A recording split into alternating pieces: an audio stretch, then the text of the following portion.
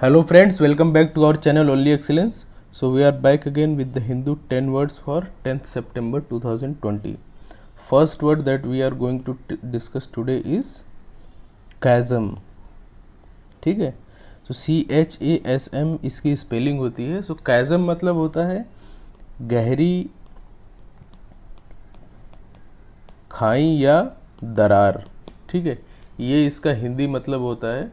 सो गहरी खाई या दरार अगर किसी के व्यू पॉइंट, ये कई रेफरेंस में यूज किया जाता है.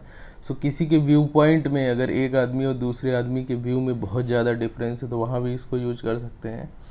किसी एक आदमी के feeling, one feeling versus another feeling, उसमें जो डिफरेंस होता है, उसमें जो एक काफ़ी जो प्रोफाउंड जो डिफरेंस होता है, उस सेंस में भी इसको यूज कर सकते हैं.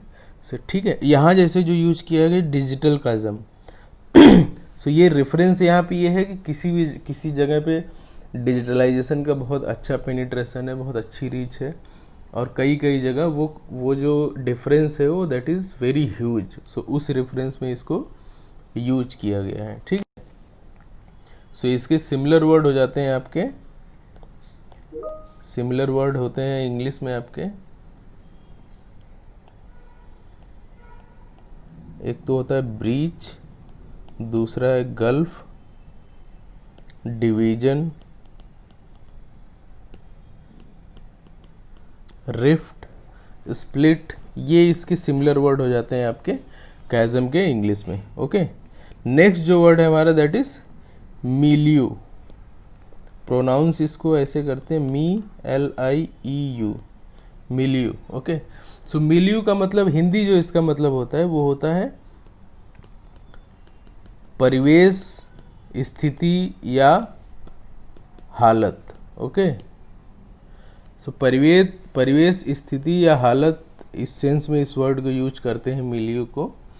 सो किसी भी आदमी का एक जो सोशल इन्वायरमेंट होता है, जो फिजिकल और सोशल सेटिंग, जिस सेटिंग में वो रहता है, उस सेटिंग को हम बोलते हैं मिलियू और परिवेश. सिमिलर वर्ड इसके इंग्लिश में क्या हो जाते हैं? सिमिलर वर्ड होता है इन्वायरमेंट, बैकग्राउंड, एटमॉस्फेयर और कॉन्टेक्स्ट. ये इसके सिमिलर वर्ड हो जाते हैं आपके मिलियू के इंग्लिश में. नेक्स्ट जो वर्ड है हमारा that is evidently. So evidently का मतलब होता है, इसका जो हिंदी मतलब होता है वो होता है बेशक या स्पष्ट रूप से.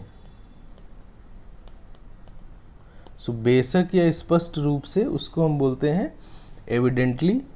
इसको सिमिलर वर्ड अगर इंग्लिश में बोले तो सिमिलर वर्ड हो जाता है आपका, एक तो होता है ऑब्वियसली,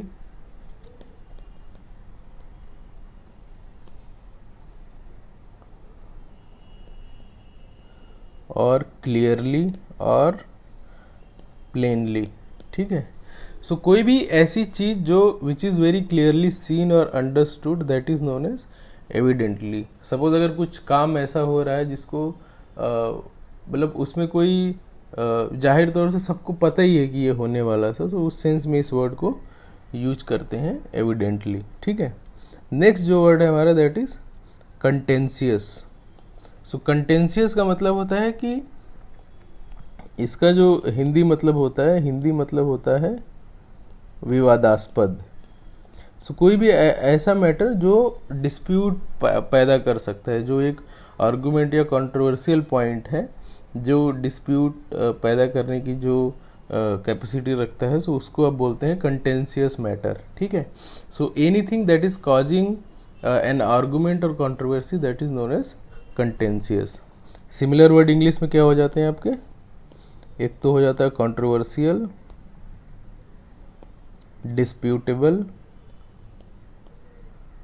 डिबेटेबल.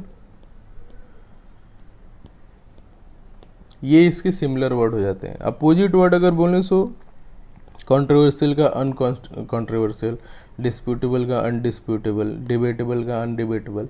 सो ये इसके अपोजिट वर्ड हो जाते हैं आपके कंटेंशियस के इंग्लिश में. नेक्स्ट जो वर्ड है हमारा that is stalemate. So stalemate, एक तो चेस में जो टर्म होता है, ये टर्म वो होता है कि एक पोजीशन ऐसी आ जाती है जहाँ दोनों साइड कोई मूव नहीं कर सकते। सो दे कैन नॉट, मतलब उनका जो सिचुएशन है वो एज इट इज़ रुक जाता है एक पॉइंट पे आके। सो उसको हम बोलते हैं स्टेलमेट। हिंदी में अगर इसको बोले तो हिंदी में हो जाएगा इसका किसी एक पॉइंट पे गतिरोध आ जाना या किसी एक पॉइंट पे ठहराव आ जाना। सो यहाँ जैसे जो जिस रेफरेंस में यूज किया गया इंडिया वर्सेस चाइना में, कि दोनों ने एक लेवल तक उसको एस्केलेट किया, अभी एक ऐसा पोजीशन आ गया कि वो स्टेलमेट वाली पोजीशन में चला गया है। उनको समझ में नहीं आ रहा है कि उसमें अभी आगे दोनों साइड से वो कोई एक्शन नहीं है, जो सिचुएशन है वो एज इट इज़ वैसे ही पड़ी हुई है। ठीक है। सो सिमिलर वर्ड हो जाते हैं इसके इंग्लिश में आपके, एक तो हो जाता है डेडलॉक और हॉल्ट और लॉग जैम, LOGJAM, ये सिमिलर वर्ड हो जाते हैं आपके स्टेलमेट के इंग्लिश में। ठीक है। नेक्स्ट जो वर्ड है हमारा दैट इज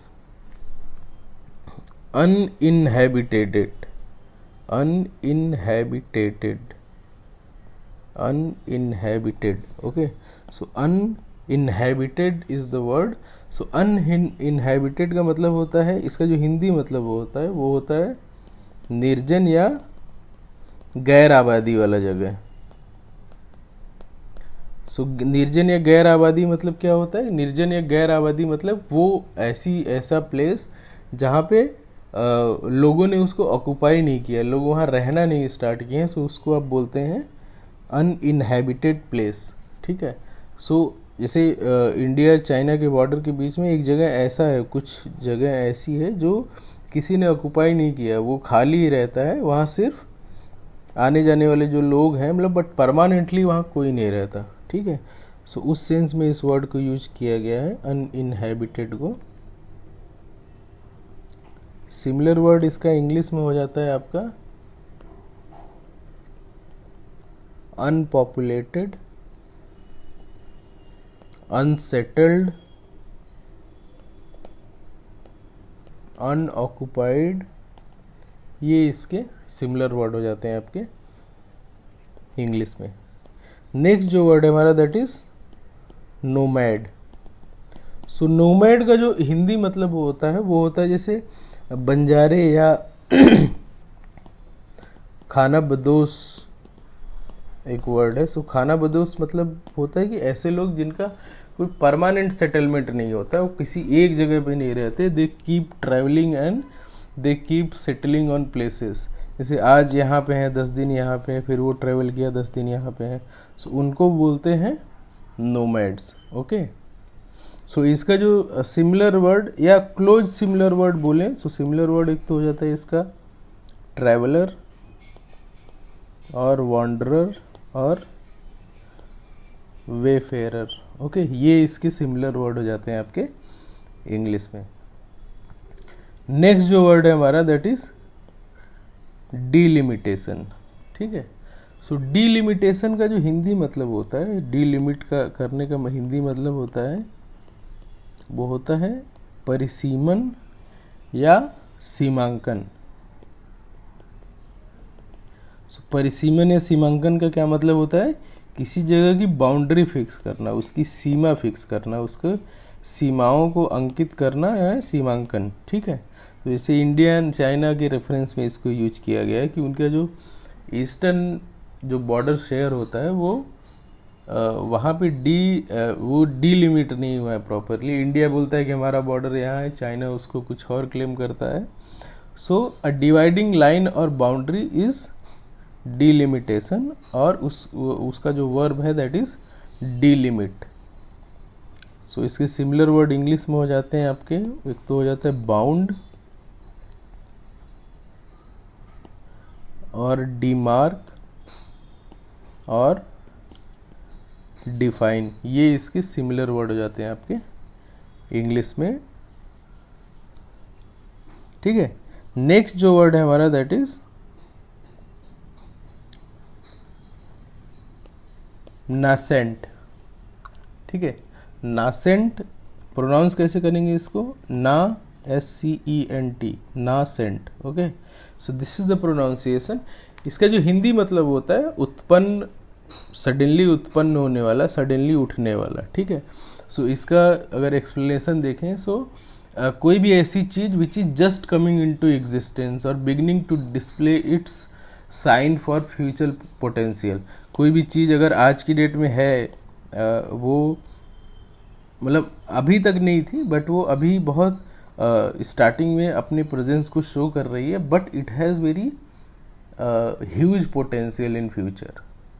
सो उसको आप बोलते हैं नेसेंट, ठीक है। जैसे अभी अगर आप बात करें तो आज की डेट में जो हाइड्रोजन कार्स हैं, या अभी जापान ने अभी एक टेस्ट किया है फ्लाइंग कार का, सो ये इन सब चीज़ों को आप बोल सकते हैं nascent, nascent, okay. So similar word English में हो जाता है आपका, एक तो होता है बडिंग, दूसरा है developing, third one is growing. So ये इसके सिमिलर वर्ड हो जाते हैं आपके नासेंट के इंग्लिश में। अपोजिट वर्ड अगर बोलें तो अपोजिट वर्ड हो जाता है राइप, फुल ब्लोन और ऑलरेडी एडल्ट, ये इसके अपोजिट वर्ड हो जाते हैं। सो एडल्ट एंड मेच्योर भी अपोजिट वर्ड है नासेंट का, ठीक है। नेक्स्ट जो वर्ड है हमारा that is catastrophic. So catastrophic का मतलब होता है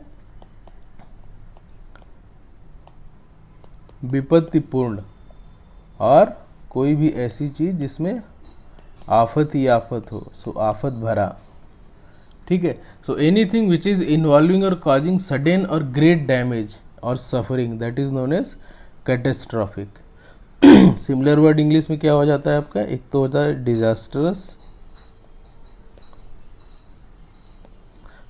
ruinous, RUINOUS, ट्रैजिक, फेटल, ये इसके सिमिलर वर्ड हो जाते हैं आपके इंग्लिश में। अपोजिट वर्ड अगर बोले कैटास्ट्रॉफिक का, सो एक तो हो जाता है फॉर्चुनेट, दूसरा है बेनिफिशियल, ये इसके अपोजिट वर्ड हो जाते हैं आपके कैटास्ट्रॉफिक के इंग्लिश में, ठीक है। सो ये रहे आज के हमारे 10 words. Thank you for watching us.